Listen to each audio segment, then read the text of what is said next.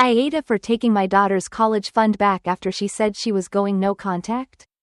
Raising kids on your own, especially after losing a spouse, does something to you. It stretches you, pulls you to places you never thought you'd go, and demands parts of you that you didn't know existed. When my husband died, leaving me with 2 young children, Ella and Jake, I knew everything about my life would change. What I didn't know was that it would also shape the kind of mother I would become. From the moment we said our last goodbyes to him, I vowed to be there for them, no matter what, and to give them the stability they deserved, even if that meant carrying it all on my own shoulders. The life insurance policy my husband left behind was a godsend, but it wasn't a golden ticket. It was enough to cover some essentials and provide a cushion, but I knew I couldn't rely on it forever. I wanted it to mean something, to go towards something that would honor the life we'd planned together. It felt natural, almost immediate, to put aside a large portion of that money for Ella and Jake's college education. We'd talked endlessly about the importance of education, of giving our kids the best possible start. I knew, even before the kids were old enough to understand, that I wanted to create a fund that would ensure they could reach for whatever dreams they had. My choice to prioritize their education came with sacrifices, of course. We skipped the vacations, the fancy dinners, and the new clothes, sticking instead to basics. Our home was cozy but modest, and I learned how to stretch $1 further than I'd ever thought possible. Sometimes it was tough, but every time I looked at Ella and Jake, I felt a renewed sense of purpose. I was giving them more than just money. I was giving them the freedom to dream without the chains of debt holding them down. I also made it a point to talk openly with them about this fund. I wanted them to know what it represented. It wasn't just money to spend on any whim, it was an investment in their future. And while I couldn't provide the material comforts some other families had, I could offer them security and a path toward independence. We'd have these talks often, particularly with Ella. From a young age, she had big dreams of going to college, of studying at a top university and making something of herself. I watched her face light up whenever she spoke about her goals. And I was determined to make sure that no financial obstacle would stand in her way. Ella knew I worked hard to keep this fund intact. She knew I'd put away any extra income from the freelance work I took on. That I'd forego things I wanted if it meant adding a little more to her and Jake's future. I never wanted her to feel burdened by it, but I did want her to understand the value of what we were building together. In a way, it felt like a legacy, one that honored my husband's memory, my dedication, and their potential. The years went by, and those dreams only grew stronger. Ella and I would sometimes sit at the kitchen table, discussing the schools she wanted to attend, the programs that caught her interest, and the future she envisioned. I couldn't have been prouder. She was focused, ambitious, and determined to make something of herself. Jake was younger, a bit more reserved about his own plans. But he knew there was a fund for him too, should he choose college when the time came. Knowing they'd have options, a foundation to build on, filled me with a quiet satisfaction. This was the future I'd worked so hard for, and it felt good to see the possibilities open before them. But it wasn't always easy. There were times when I wondered if I'd made the right choices. If maybe I should have spent more time giving them experiences rather than saving every penny. Watching other families take their kids on trips, buying them the latest gadgets or name-brand clothes, it wasn't jealousy. Exactly, but sometimes I wondered if I was missing the mark, if my efforts would ever be truly appreciated. But then I'd remind myself why I was doing it, and I'd see that look in Ella's eyes when she talked about her future. And it all made sense again. For 18 years, I held onto this commitment.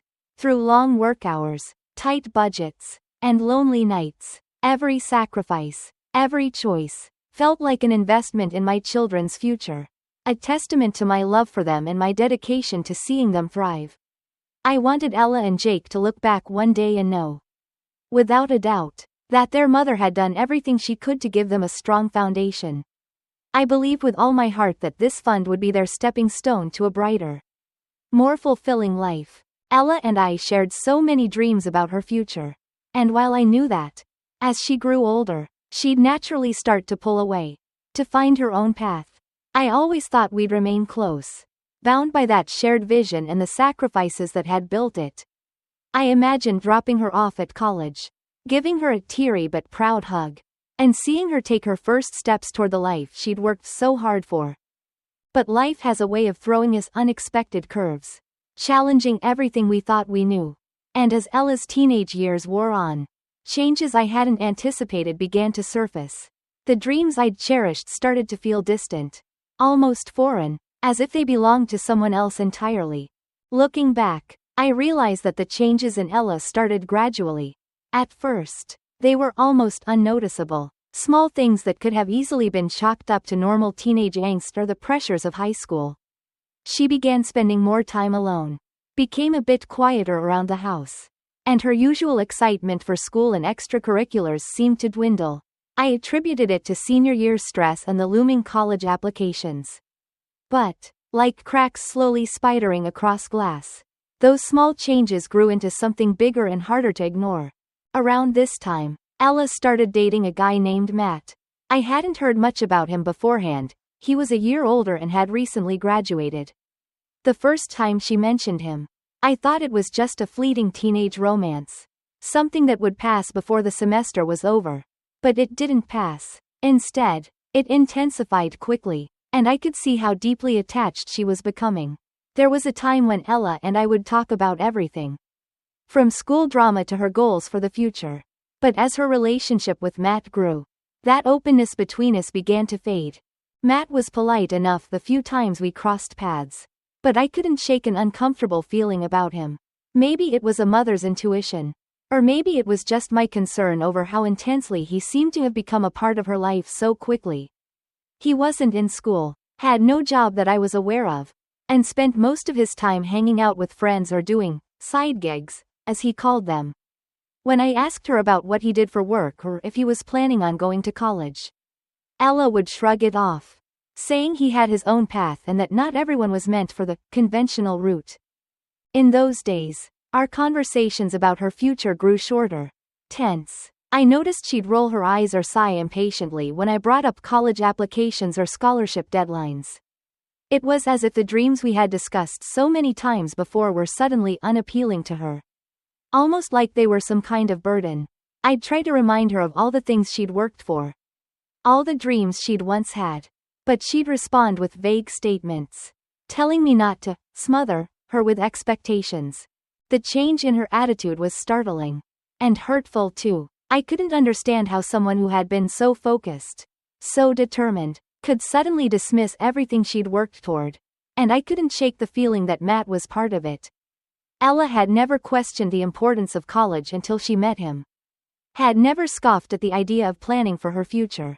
Now, any time I mentioned it, it was like I was pulling her teeth. I started noticing her being dismissive about the college fund as well. Something she'd once been so grateful for. She'd say things like, "I know I don't have to go to some fancy school just because you saved up for it." Or, "Maybe I don't want to follow the plan you set for me." These words cut deeper than she probably realized, each one eroding the years of trust and shared vision we'd built together. I tried giving her space, respecting her need for independence, but her attitude only seemed to worsen with each passing week. One evening, as she and Matt were heading out, I overheard them talking. Matt was going on about how college was a waste of money, and how he'd rather live life now than be chained to some desk job. Ella nodded, agreeing with him enthusiastically, saying she didn't see the point in jumping through hoops for a piece of paper. I couldn't believe what I was hearing. It was as though she'd erased everything we'd ever talked about, every dream she'd held, all because this boy had planted new ideas in her head. I tried to talk to her about it that night, gently, hoping to reach her without coming off as overbearing. I told her that I supported her independence and that if she truly wanted to explore other paths, I'd stand by her. But I needed her to understand the importance of thinking long-term, of considering what stability could mean for her future. But she was distant, barely listening, scrolling through her phone as if I were just another background noise. "Mom, you just don't get it," she finally said, her voice full of exasperation. "Not everything has to be about following some plan. Not everyone wants to live like you." Those words stung in a way I hadn't expected. She didn't want to live like me. After everything I'd done to give her a chance at the life she once dreamed of. She didn't want any of it. Suddenly, I felt like the stranger in her life. The person she could barely tolerate instead of the mother she'd always confided in. More and more, she was spending time at Matt's. Staying out late or sleeping over at his apartment without much explanation. She'd sometimes go days without really talking to me. Just slipping in and out.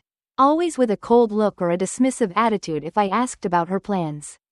Any attempt at real conversation would end in arguments. Her rolling her eyes, telling me to stop treating her like a child. The bright, motivated daughter I'd known for so long seemed to be fading before my eyes. Replaced by someone I barely recognized. Even her younger brother, Jake, noticed the change. He'd once idolized his big sister. And their bond had been unbreakable. But now, even he was wary of her. Avoiding her when she was in a bad mood or choosing to stay in his room when she was around. I saw the sadness in his eyes. His confusion over why Ella had become so different. And it broke my heart even more.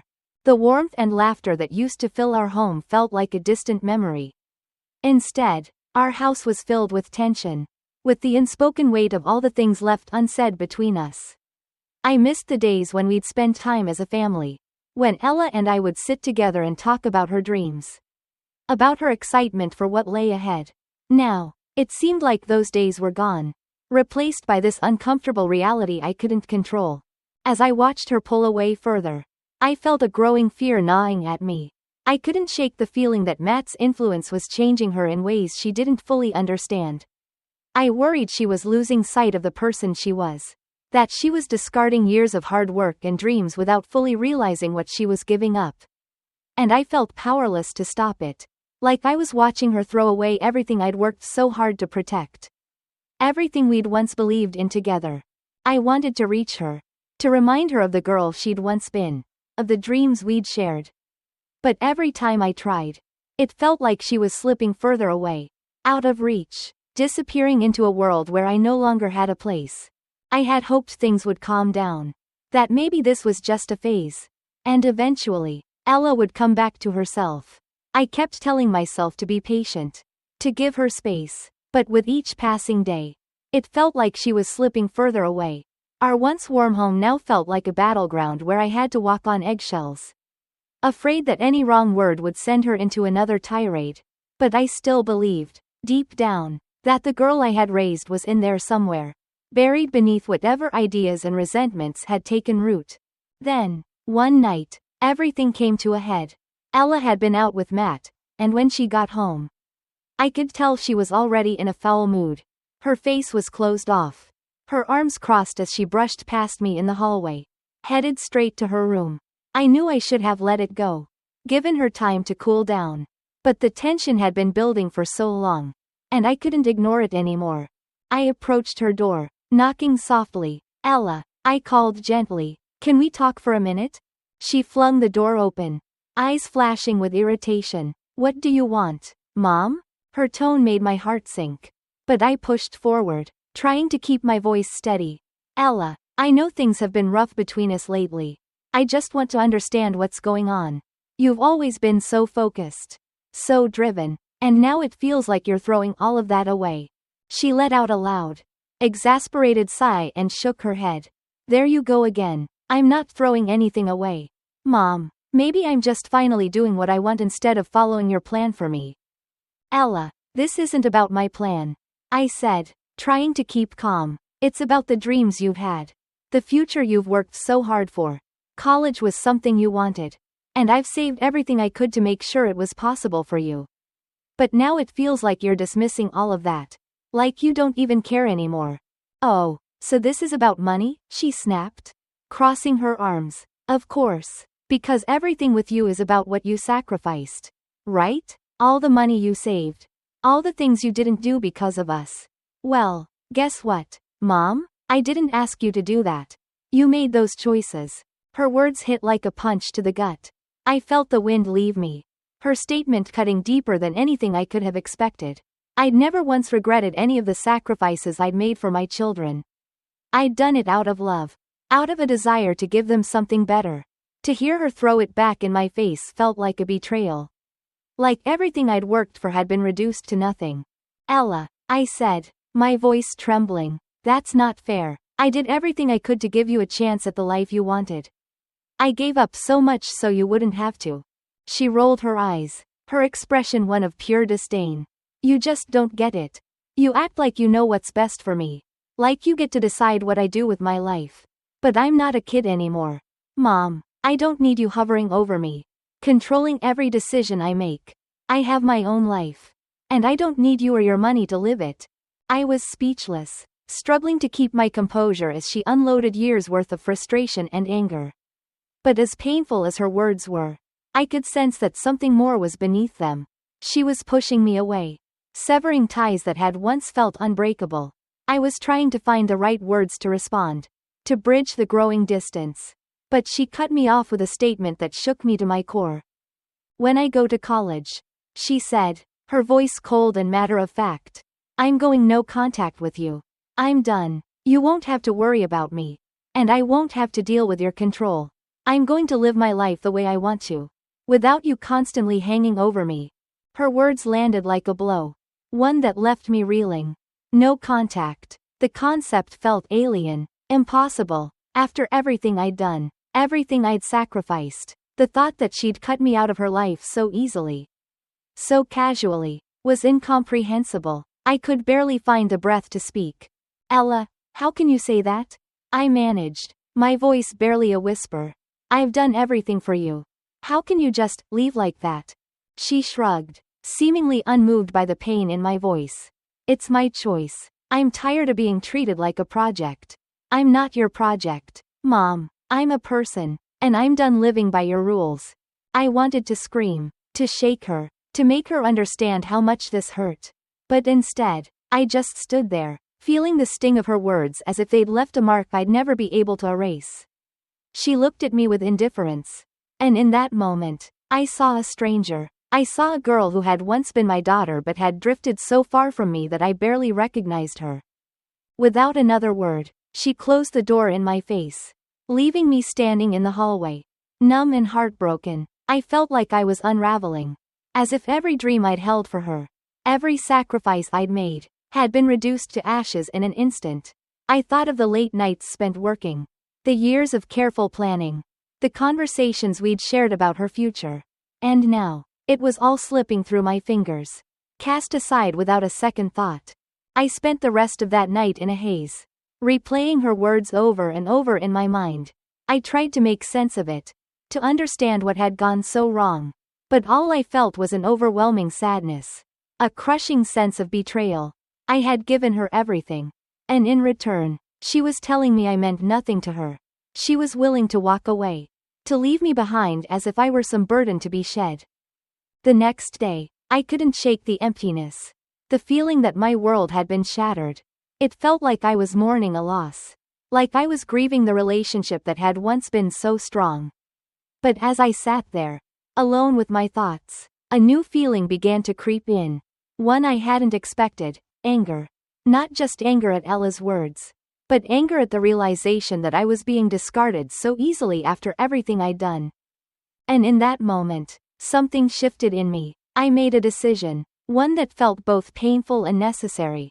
If she was going to walk away, if she truly wanted to sever ties and go no contact, then I wasn't going to fund that choice.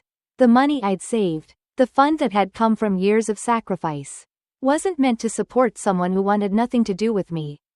It was meant for a future we'd envisioned together, a future she was now choosing to abandon.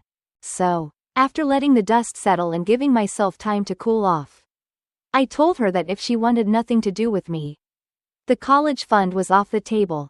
If she wanted to make her own path, free from my influence, then she could do it on her own terms, without my financial support.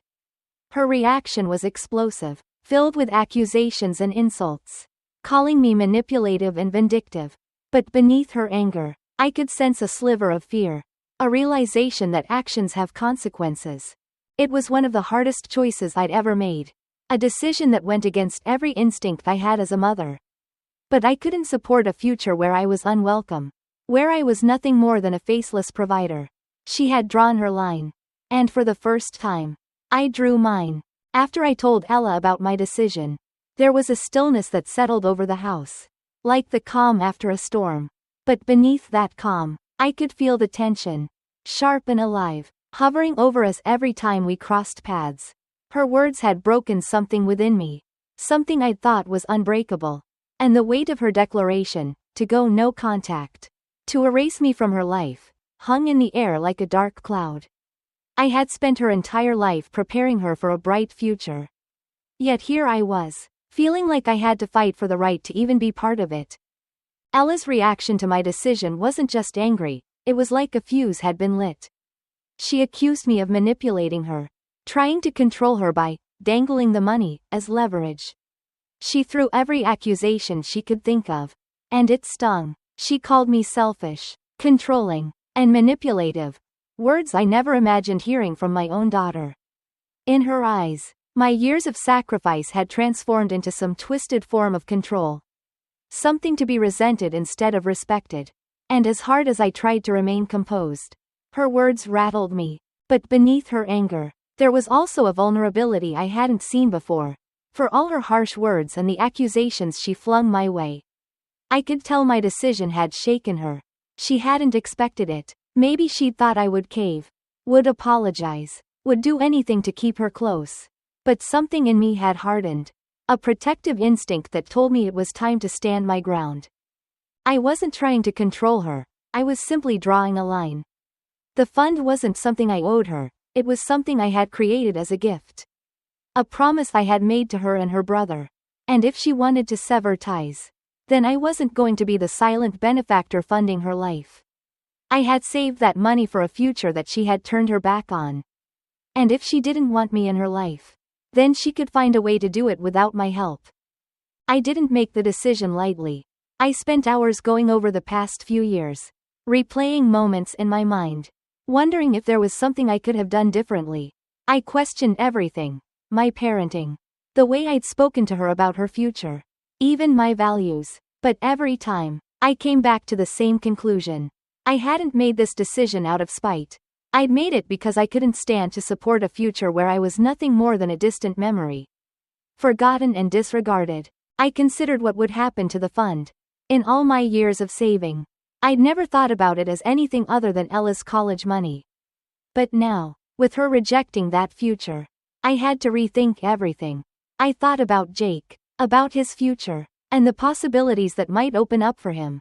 He was younger, quieter, and had taken Ella's changes to heart in his own way. He was confused, hurt by her distance, but he still came to me with his hopes, his dreams. Unlike Ella, he hadn't dismissed our bond or our shared vision for his future.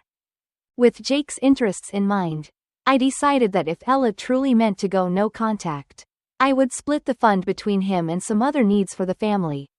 Maybe this was an opportunity to give Jake a boost, to ensure he could pursue his own path without the pressure of student debt. And maybe, in some small way, it would help to soothe the ache of watching Ella throw away everything I'd worked so hard to build for her. When I told Ella about my decision to reallocate the fund, she was livid. Her voice was raw with anger. Her face flushed as she accused me of trying to control her choices.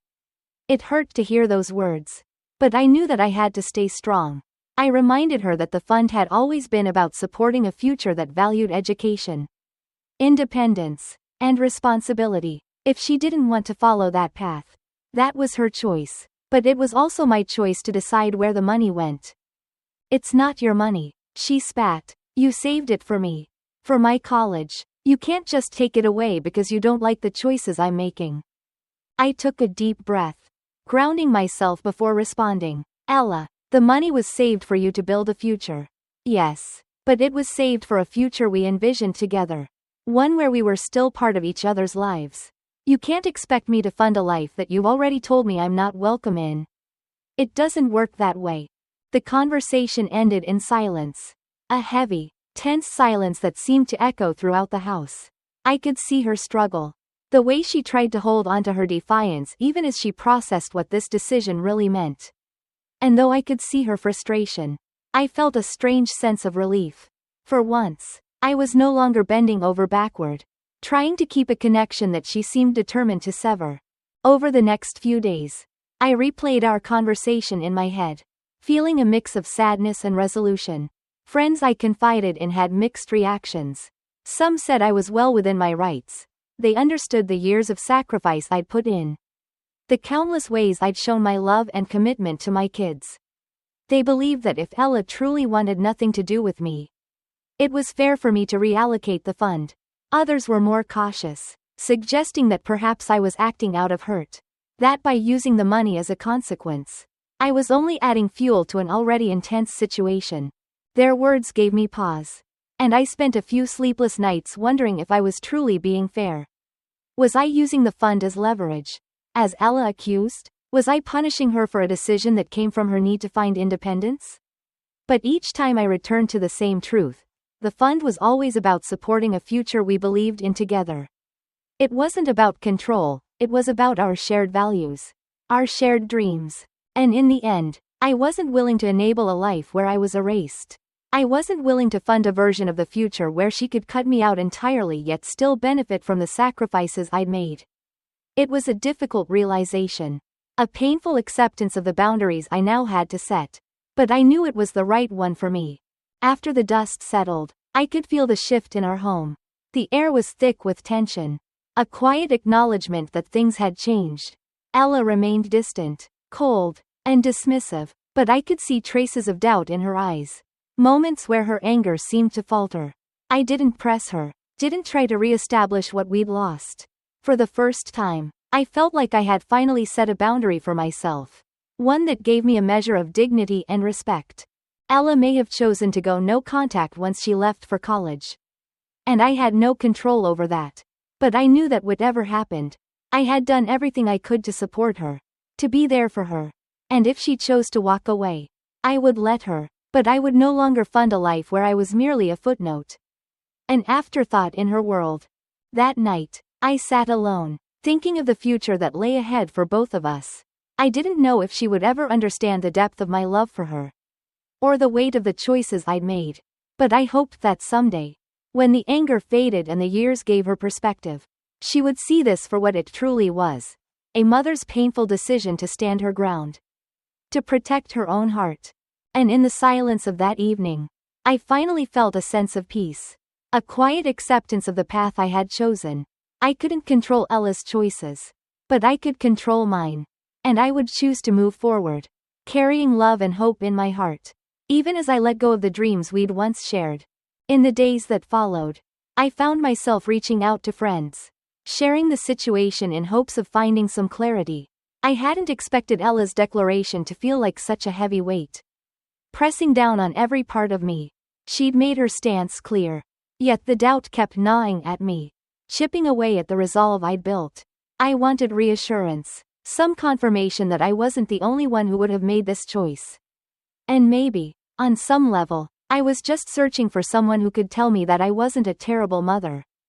Each friend's response was different, and I soon found that their perspectives varied as widely as my own swirling emotions.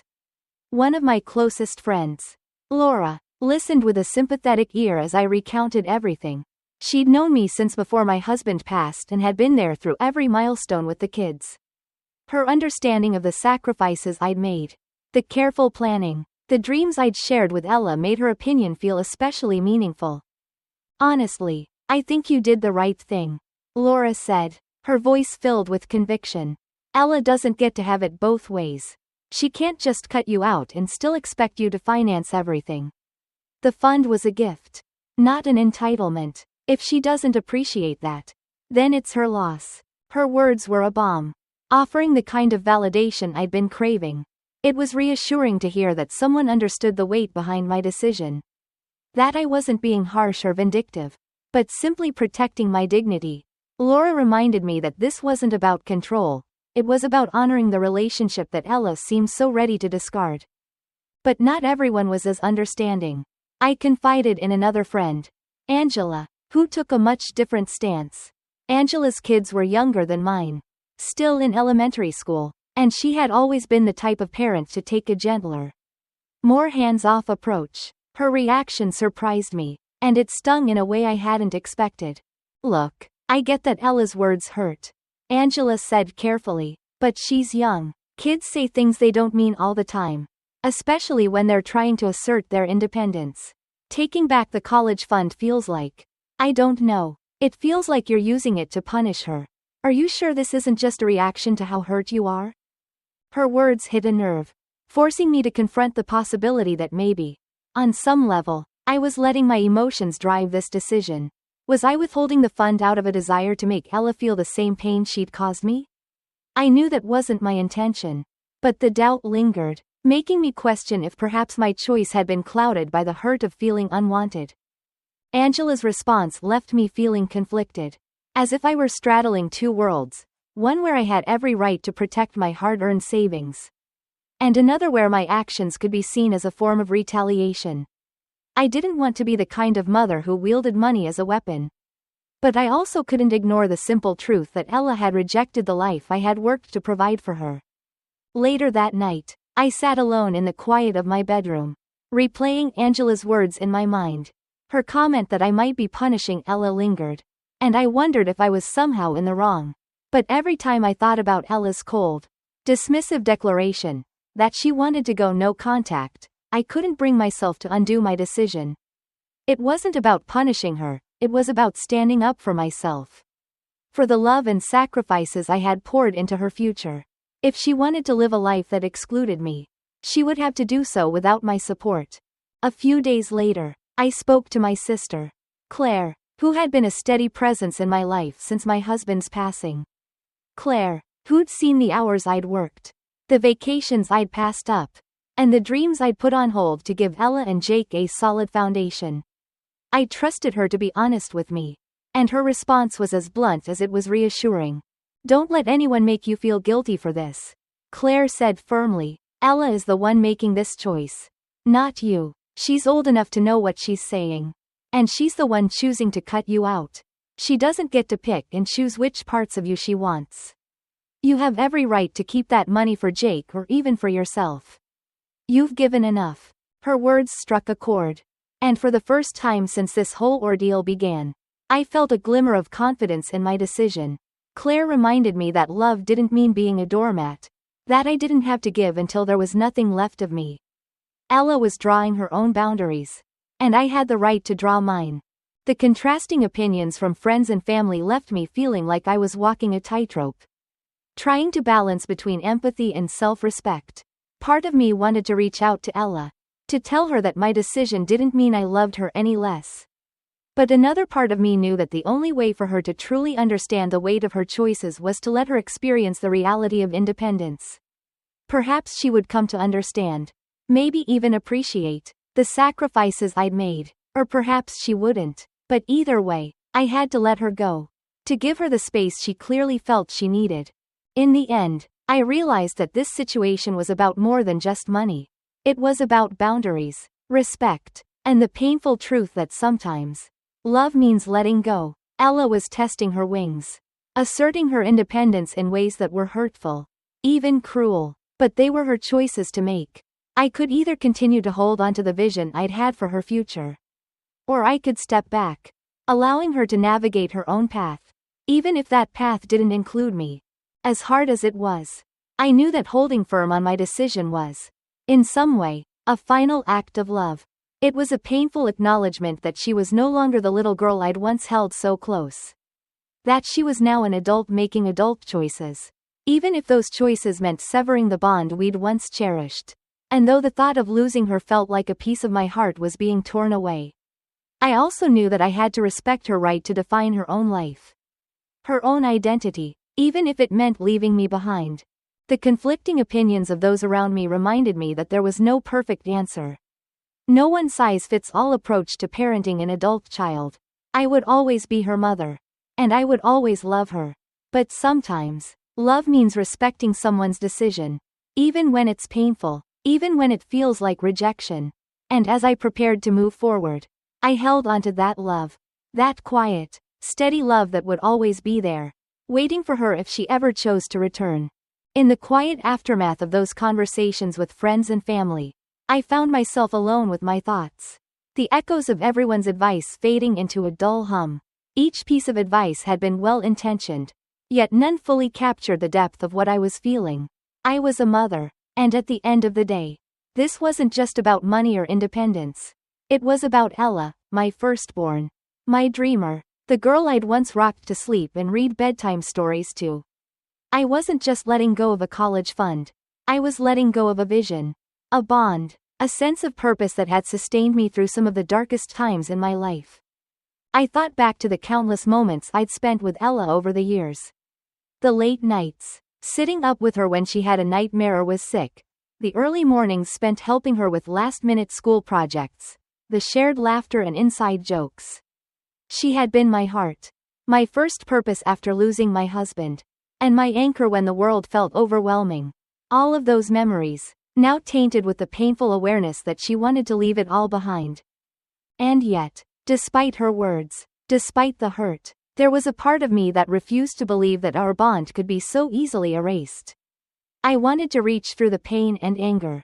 To find that little girl who'd once run into my arms, full of trust and love, and tell her that I would always be there, no matter what Ella thought of me now, no matter how hurtful her accusations. My love for her was something unshakable. In a moment of reflection, I realized that maybe that was what true love meant. It was painful, at times even agonizing, but it wasn't something that could be controlled or diminished just because circumstances changed. The love I felt for Ella was the kind of love that endures. Even when it's not acknowledged, even when it feels invisible. I couldn't control her decisions, but I could control how I chose to respond. And despite the anger and disappointment, my response would always be rooted in love. The next day, I decided to sit down and write Ella a letter. I didn't expect her to read it, in fact. I doubted she would, but I needed to put my thoughts somewhere. To tell her everything I hadn't been able to say in our recent confrontations. I poured my heart into that letter, recounting memories from her childhood, moments of pride, and the dreams I'd held for her with each passing year. I didn't write to guilt her, to change her mind, or to win her back. I wrote because I needed her to know that my love was real. That it went beyond the arguments and misunderstandings. That it was a part of me she would always carry, even if she chose to walk away. I told her about the college fund. About why I'd worked so hard to save. Not for control but out of a desire to see her thrive. I explained that while I was heartbroken over her decision to cut ties, I would still love her. That she would always have a place in my life if she chose to return. And, finally, I told her that while I couldn't continue to fund a life where I was a stranger, I hoped that one day, she would understand the choices I'd made. I sealed the letter, leaving it in her room where she would find it. I didn't expect a response. It wasn't about that. It was about giving her a part of myself. A reminder of everything we'd shared. And letting her know that no matter what happened, she would never be truly alone. Days passed, then weeks. With little change, Ella continued to keep her distance.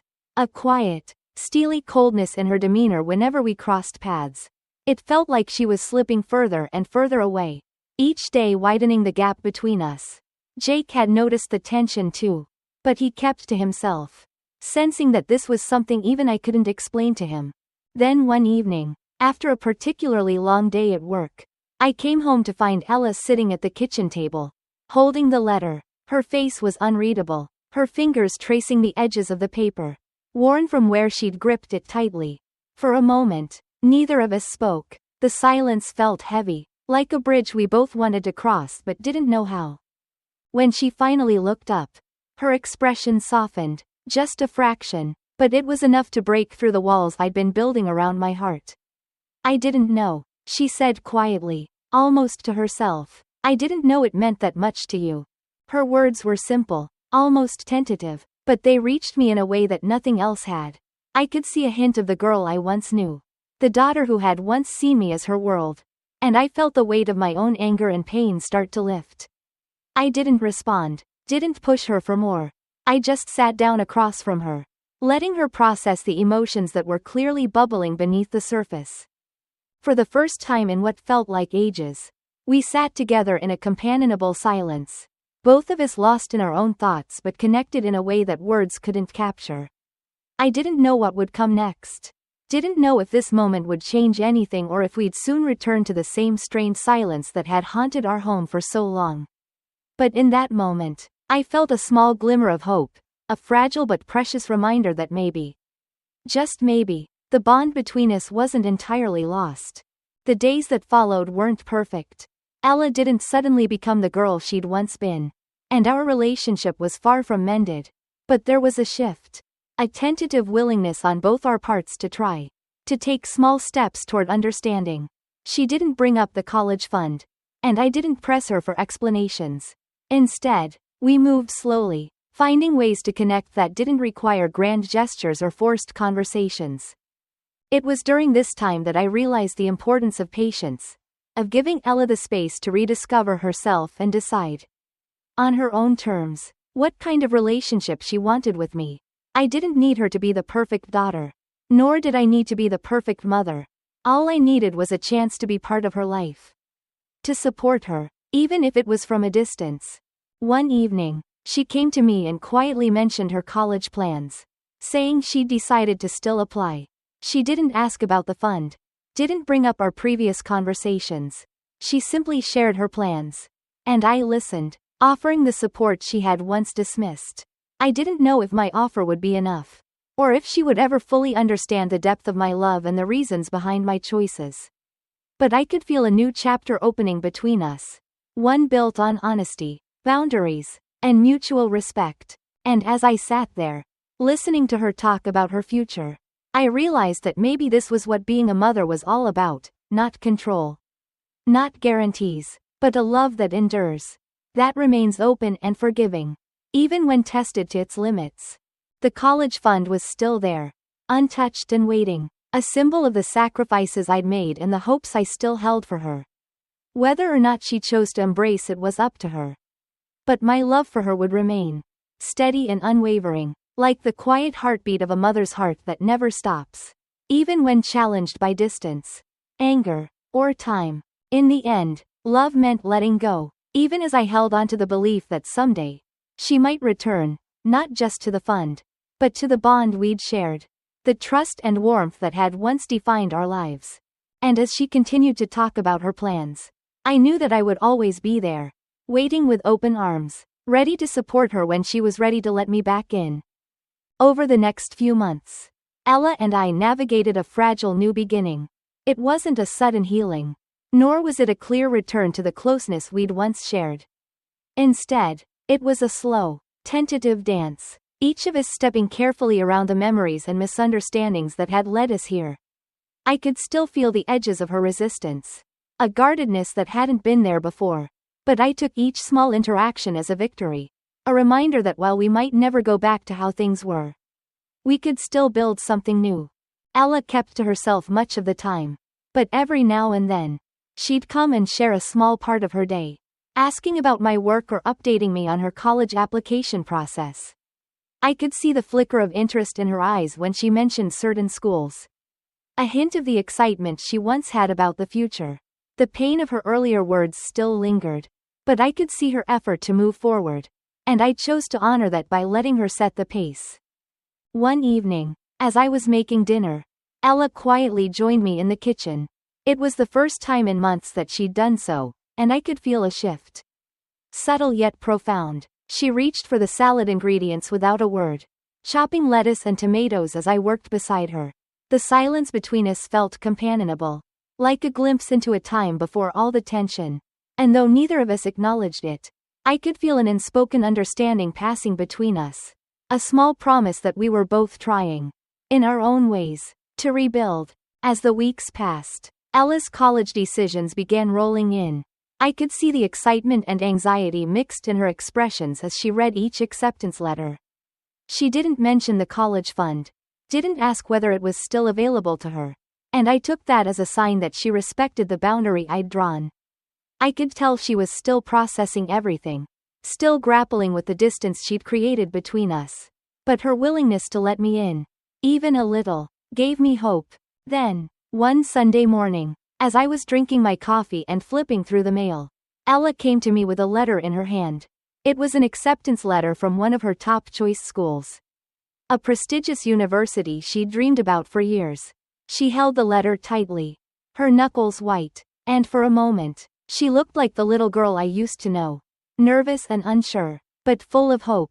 She sat down across from me, her eyes darting to the letter. Then back to me. Mom, she started, her voice tentative. I got in, but I don't know if I can afford it. She paused, taking a shaky breath, then continued, I don't expect you to help. I know I said things that hurt you. And I know I don't have any right to ask. But I just thought you should know. Her words were careful, filled with an honesty I hadn't seen from her in months. I could see the vulnerability in her face, the unspoken apology for the pain she'd caused. And as I looked at her, I felt the weight of those months, the misunderstandings, the anger, the hurt, start to melt away. In that moment, she wasn't the distant, rebellious teenager who had declared she wanted no contact. She was my daughter, the girl I'd raised, the young woman who'd fought her way back to me. I reached out, placing my hand over hers. Ella, I said softly, the fund has always been for your future. No matter what happened between us, I never stopped wanting the best for you. And if this is where you want to be, then we'll find a way to make it happen. Her eyes widened, and for a moment, she looked like she might cry. But instead, she simply nodded, a faint smile playing at her lips. Thank you, she whispered. It was just 2 words. But in them, I heard everything she couldn't say, the apology, the gratitude, the love that had been buried under layers of anger and hurt. In the weeks that followed, Ella and I worked together to finalize her plans for college. I could feel the gradual return of the trust we'd once shared. The steady rebuilding of our relationship. It wasn't perfect, there were still moments when her guard went up. And I had to remind myself to give her space. But each small step brought us closer. And I could see the change in her. The softening that hinted at the person she was becoming. The day we packed up her things for college was bittersweet. I watched her load the car with a mixture of pride and sadness, knowing that this was the moment I'd been working toward for years. She was ready to face the world on her own, to pursue her dreams without needing me to pave the way. And while I knew I'd miss her, I felt an overwhelming sense of peace, a quiet reassurance that we'd both come through this stronger.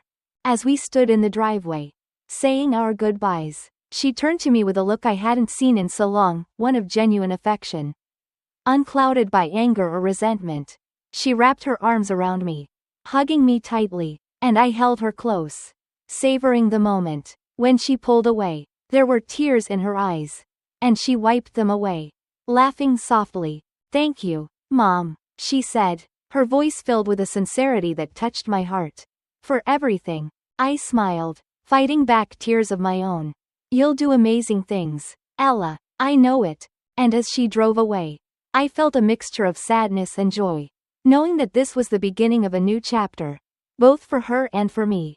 I had raised her to be strong, to follow her dreams, and even through the ups and downs, I knew I'd given her the tools she needed to thrive. Our bond had been tested, nearly broken, but it had survived, and in that survival, it had grown deeper, more resilient. In the quiet that followed, I returned to the house, filled with a new sense of purpose. The college fund had always been a symbol of my love and dedication to my children. And now, with Ella on her way, I felt the satisfaction of knowing that I had done everything I could to give her the life she wanted. The pain and challenges of the past few months faded, leaving behind a profound gratitude for the love we'd both fought to preserve. In the end, love had been stronger than anger, and forgiveness had bridged the gap between us. And as I settled back into my life, I knew that no matter what the future held, I would always be here for her, waiting with open arms and a heart full of pride for the woman she was becoming. After Ella left for college, the house felt emptier, but it was a quiet I welcomed. The silence that had once felt suffocating now held a sense of peace. A feeling that things had come full circle. I spent my days adjusting to a new routine, one that no longer involved constant worry over our strained relationship. Ella and I had come a long way, and as I settled into this next chapter, I found myself reflecting on the journey we'd shared. There was a lingering sense of relief in knowing that she had embraced her future without resentment or anger between us. It felt like a hard-won victory, not just for me, but for both of us. It took countless arguments, silent days, and painful decisions, but we had found our way back to each other. And in the process, I'd come to understand something important. Sometimes, the people we love need the freedom to choose their own path, even if that means distancing themselves. As the months passed, Ella would occasionally call or send me texts. They were simple updates, pictures of her dorm room, excitement about a class, or the latest update on campus life. Nothing earth-shattering, but each message was a small reminder that we were rebuilding. Slowly and carefully, one conversation at a time. There was no urgency, no expectation that we had to make up for lost time. Instead, we focused on enjoying the little connections, the small moments that made up our lives. One weekend, she surprised me by coming home for a visit. I'd been in the kitchen, chopping vegetables for dinner, when I heard her voice from the doorway. "Hey, Mom," she said, smiling as she dropped her bag on the floor. Seeing her standing there, with the same familiar smile that I remembered from her childhood, brought a warmth that spread through me. We hugged, and in that embrace, I felt the weight of the past few months lift even more. Ella was here, she was home, and it felt like a small miracle. During her visit, we spent time doing the simple things we'd always loved, watching old movies, baking, sharing stories about our lives. She talked about her classes and her new friends. And I listened, soaking up every detail. There was a lightness between us that felt healing. A reminder of the bond we'd fought so hard to protect. I could see her growing, maturing in ways that were both familiar and new. And I couldn't have been prouder. Before she left, we had a quiet moment together. She looked at me, her expression thoughtful, and for a moment, I saw a glimpse of the little girl she used to be. "I know it wasn't easy," she said softly, her eyes meeting mine, "but thank you for everything, Mom, for holding on and for letting go when I needed you to." Those words were all I needed. They filled every empty space that had lingered, every question about whether I'd made the right choices. In that moment, I understood that what mattered most wasn't perfection, but perseverance, the commitment to love through the difficult times, even when it felt impossible. As she packed her things to head back to school, I watched her go with a sense of peace. I knew we'd both grown through this experience, and I was ready to move forward, embracing whatever the future held. Our relationship would continue to evolve, but the foundation we had rebuilt was stronger than ever. In the quiet days that followed her visit, I found myself focusing more on my own life, rediscovering hobbies I'd set aside and spending time with friends who had supported me through the challenges. There was a new freedom in knowing that my children were finding their own paths, that I'd given them everything I could to help them succeed. With Ella's college fund finally being put to use, I felt a sense of closure that was deeply satisfying. It was a reminder of all the sacrifices, the years of planning and saving, and the vision I'd held for my children's futures. Though the journey had been far from easy, seeing Ella grow into her own person, capable and independent, was more than worth every challenge. Each day, I grew more certain that love is about more than being there for the easy moments. It's about being there through the hard ones, showing up even when it hurts, and allowing the people we love to grow into themselves, even if it means letting go. And in that, I found a new sense of purpose, a peace that filled the spaces where worry and fear had once lived. As I settled into this new chapter of my life, I felt a quiet confidence. Ella's words had given me all the reassurance I needed, a confirmation that I had done my part as a mother.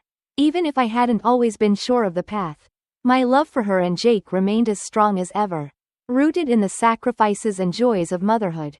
In the end, I knew that the future was something we'd both have to navigate on our own terms. Ella would continue to grow and change, and so would I. But no matter where life took us, I knew one thing for certain: our bond would endure. It would face new tests, new challenges, but the foundation we'd built was strong enough to withstand whatever came our way. With that certainty, I looked forward to the future with open arms, ready to embrace whatever life had in store. The months rolled by, marked by a comforting routine that allowed me to focus on myself in a way I hadn't in years. After so many months of heartache and struggle, it felt like a new beginning, one that wasn't defined solely by my role as a mother, but by who I was as a person.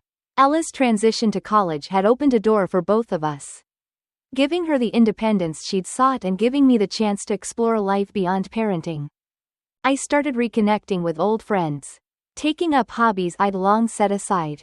Gardening became my therapy, an activity I could lose myself in while cultivating something new. Watching my plants grow and thrive brought a satisfaction I hadn't expected. A reminder that life continued, that beauty could come from patience and care. Every now and then, Ella would send a text or call, updating me on her life. And each message was like a small gift. We didn't talk every day, but the conversations we shared were genuine and warm, untainted by the arguments and resentment that had once filled the air between us. She'd tell me about her classes, her friends, even her plans for the future. And I listened with an open heart, grateful for the small ways we were reconnecting. Then, one day, Ella called me with some unexpected news. "Mom, I've decided to take on an internship over the summer," she said, a note of excitement in her voice. "It's a research position at one of the labs here, and I'll get to work with some amazing people. I just wanted you to know." The pride I felt was overwhelming. This was the Ella I remembered. The driven, passionate girl who had once dreamed of changing the world. Hearing her talk about her plans, her excitement about what lay ahead, felt like a gift, a validation of everything we'd both been through. I could feel the lightness in her tone, a freedom that came from finding her path. And as I listened, I realized that she was embracing the life I'd always hoped she would. Even if it hadn't come in the way I'd imagined. "That's wonderful, Ella," I said, my voice filled with genuine pride. "I'm so proud of you." Over the next few weeks, I saw glimpses of the future I'd dreamed of, a future where Ella and I could both live independently while remaining close, connected by our shared experiences and mutual respect. The wounds from the past were healing, slowly but surely, and I felt the relief of knowing that our bond had survived the storm. And with each passing day, I grew more confident in the decision I'd made to stand my ground, to protect my own dignity even when it had been painful.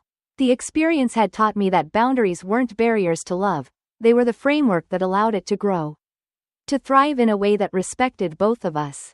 My relationship with Ella had changed, but it had evolved into something that felt more balanced, more honest. She was finding herself, and so was I. One Saturday afternoon, I received a package in the mail. It was from Ella, a surprise that made me smile as I carefully opened it. Inside was a small, hand-painted flower pot, with a note that read, "Mom, I know you've been gardening a lot lately. I thought this might be a little something to add to your collection. Thank you for believing in me, even when I didn't believe in myself. Love, Ella." As I held the pot in my hands, I felt a rush of gratitude, a deep, overwhelming sense of peace. This simple gesture spoke volumes, telling me more than words ever could.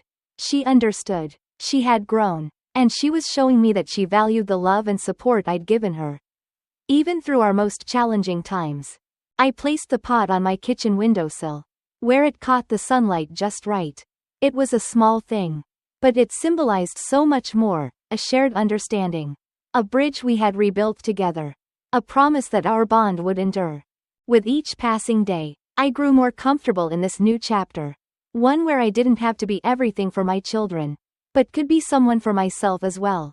I filled my days with purpose, content in the knowledge that I'd raised my children to stand on their own. Ella's journey was a testament to that, a reflection of the strength and resilience we'd both found along the way. As I looked toward the future, I felt a quiet excitement for what lay ahead. I was no longer defined solely by the role of mother, but by my own dreams, my own desires, and as much as I would always be there for my children, I knew I could trust them to find their way. In the end, love had won out over resentment, and understanding had bridged the gaps between us. Ella's journey was still just beginning, and so was mine. And as I looked out at my garden, the flower pot from Ella nestled among the plants I'd nurtured, I felt a sense of peace, a quiet certainty that everything would be okay. For both of us,